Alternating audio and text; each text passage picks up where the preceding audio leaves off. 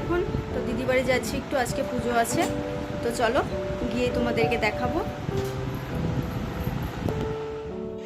তো দেখো বন্ধুরা, আমরা এখন হলো রেডি হয়ে গেছি, দিদি বাড়িতে পুজো আছে, তো রেডি হয়ে আমরা এবার বেরোচ্ছি।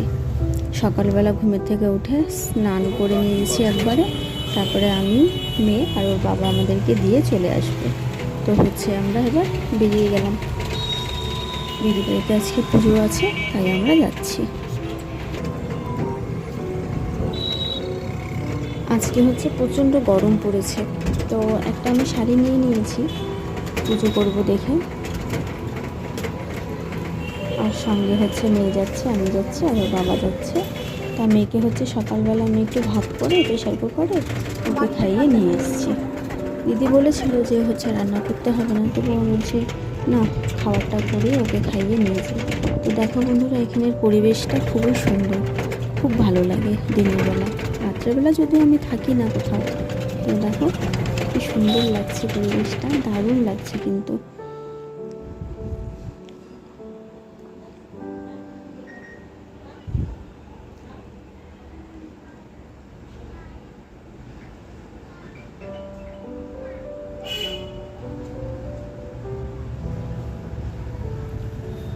তো যাচ্ছি এখন দিদির বাড়ি, তো দেখতে থাকো আর সঙ্গে থাকো, এভাবে আমাদের পাশে থেকো। তো এই যে চলে আসলাম। এবার আমি গিয়ে ফটাফট করে সব পুজো রেডি করে নিয়েছিলাম।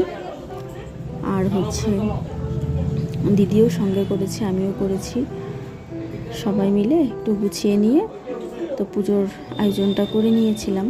তো প্রচণ্ড গরম পড়েছে দেখে সব কিছু অল্প অল্প করেই আমরা রেডি করছি।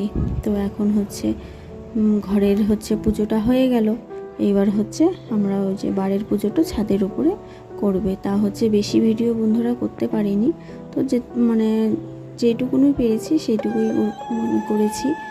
আর যেখানে পুজোটা শুরু হয়ে গেছে এখন উপরে, তো এই পুজোটা করে তো আর ঘরে যাওয়া যায় না, এই পুজোটা করে গরমের মধ্যে আমরা এখানেই বসেছিলাম। তো আর একটা কথা বলি বন্ধুরা, কিছু মনে করো না তোমরা, প্রচণ্ড গরম ছিল আজকে। হ্যাঁ, শাড়ি আমি নিয়ে গেছিলাম, যদিও শাড়ি আমি পরতে পারিনি, তো কেউ কিছু মনে করো না। তো এখানে পুজোটা হয়ে গেছিলো, তারপর রাত্রেবেলা সবাই প্রসাদ টোসাদ খেতে আসছিল, তারপর আর ভিডিও করতে পারিনি। আর সারাদিন লাইনও ছিল না, কারেন্টও ছিল না। তারপর এটা পরের দিনের সকালের ব্লগ। সকালবেলা আমরা এখানেই ছিলাম, রাত্রেবেলাটা এখানেই ছিলাম। তো এখানে হলো পরের দিনে যে রান্নাটা করছি, এখানে মাছের ঝোল হয়েছিল, আর এই যে মাংসটা আমি করছি। তো কষানো হয়ে গেছে, এবার 2 পিস নামিয়ে নেব, তারপর আমি জল দিয়ে দেব। তো একদিকে রান্নাটা আরেকদিকে আমি পাশে সব কিছু এগুলো মুছে টুছে নিচ্ছি।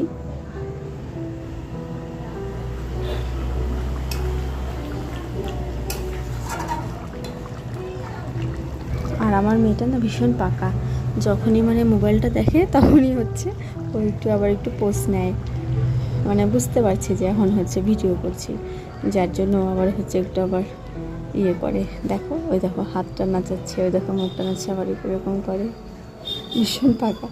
এগুলো কিন্তু আমি তখন দেখতে পাই না, এগুলো আমি পরে দেখি। তো বন্ধুরা, আমি সেরকমভাবে কথা বলতে পারি না, তা তোমরা একটু অ্যাডজাস্ট করে একটু দেখে নিও, আর আমার পাশে এইভাবেই থাকো তোমরা।